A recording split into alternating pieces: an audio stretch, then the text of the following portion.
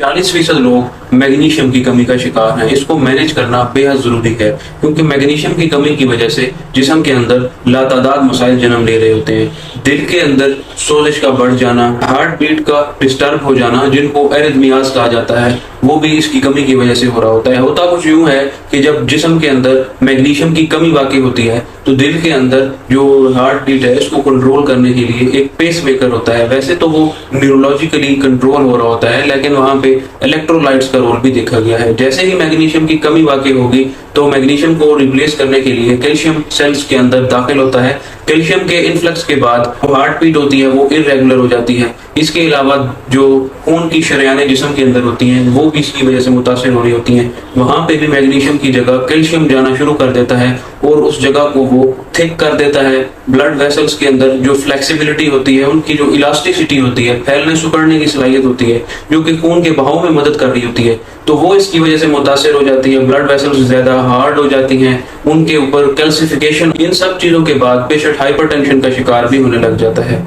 Migraine की different types में से एक हेडेक है।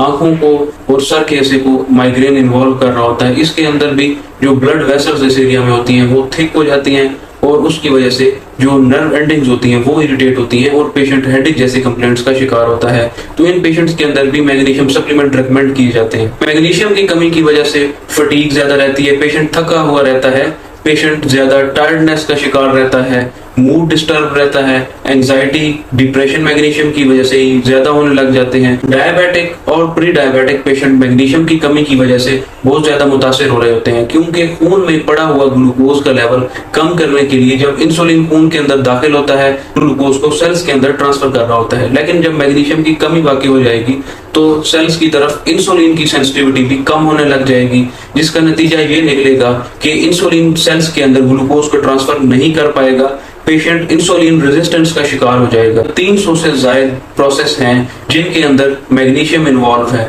माइटोकॉन्ड्रियल लेवल पे जाके एक्ट कर रहा होता है, एनर्जी प्रोडक्शन में इसका रोल होता है। तो जब मैग्नीशियम की कमी वाकई होगी, पहले बने हुए एनर्जी सेंटर्स डेप्लीट हो जाएंगे और एनर्जी प्रोडक्शन स्लो डाउन हो जाएगी, पेशेंट ज्यादा फटीग का शिकार रहता है। मैग्नीशियम की कमी की सबसे बड़ी वजह प्रोसेस्ड फूड है, हाई कार्ब्स डाइट है, रिफाइंड फूड है। रिफाइंड कार्ब्स भी इसकी एक वजह बन रहे होते हैं। अगर आपने डाइट में इस तरह की processed food, junk food add की हुई है तो आप इन प्रॉब्लम्स का शिकार हो जाएंगे। तो आपको यही चाहिए है कि इस तरह की फूड को आप अवॉइड करें। और ऐसे रीजंस हैं जिनकी वजह से मैग्नीशियम बॉडी के अंदर कम होने लग जाता है, जिनमें सरफहरिस्त है अगर पेशेंट लंबे अरसे तक डायरिया का शिकार रहा है, मैग्नीशियम की कमी वाकई हो जाती है।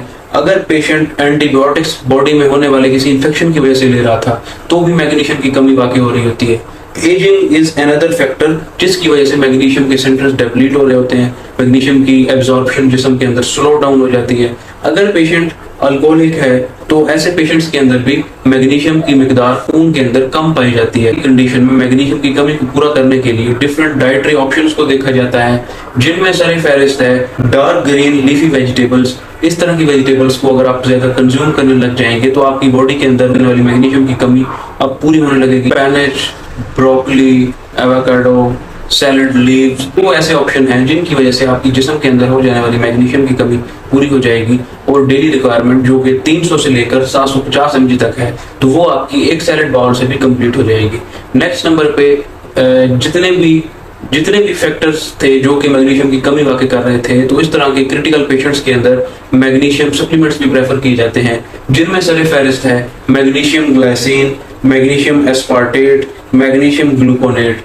ये वो सप्लीमेंट हैं जल्द ही मैग्नीशियम की कमी को पूरा करते हैं और पेशेंट इस तरह की प्रॉब्लम से रिकवर होने लग जाता है। इंसुलिन रेजिस्टेंस रिजॉल्व हो जाती है, पेशेंट का मूड स्टेबलाइज होने लग जाता है।